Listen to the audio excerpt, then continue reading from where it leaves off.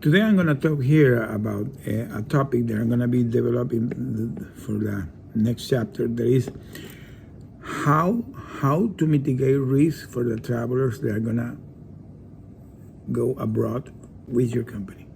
This is something that typically the company doesn't take into account, because when a travel expat is going to be assigned to the foreign branch or a venture, a joint venture, whatever, with a company. I come from that world because in the corporate world, I work with some oil and gas joint ventures. So we were in the other side of the fence. So we had a lot of expat, several cultures. We had Italian people, Spanish people, Brazilian people, Japanese, American, British, Norwegian, French, even Chinese. And dealing with the expat was something that in the past was something that you deal basically was with the cultural environment, the country laws that sometimes differ from one country and the other. And, this type of thing, and logistics, per diems, and those things that were very typical to handle. But this situation of the hosted diplomacy is something really new.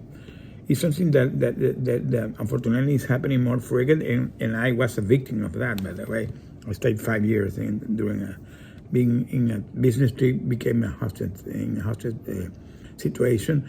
And you go through a lot of situations because the logistic for you, simple logistic like putting food and medicine to you when you're in the situation, contracting a lawyer, a local lawyer that knows the local laws. Your family, who is going to take care of your family? Your family has to go through and navigate the bureaucracy of the government.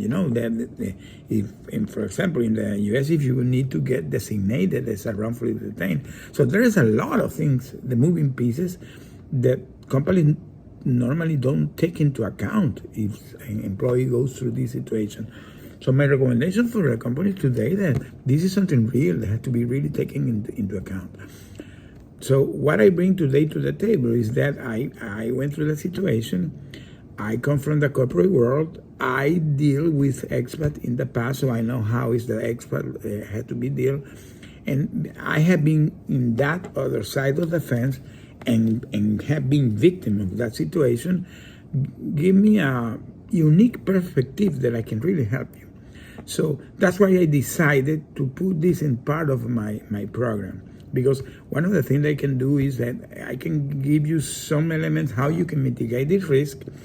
I can have a coaching session with your employee before they travel to educate about that.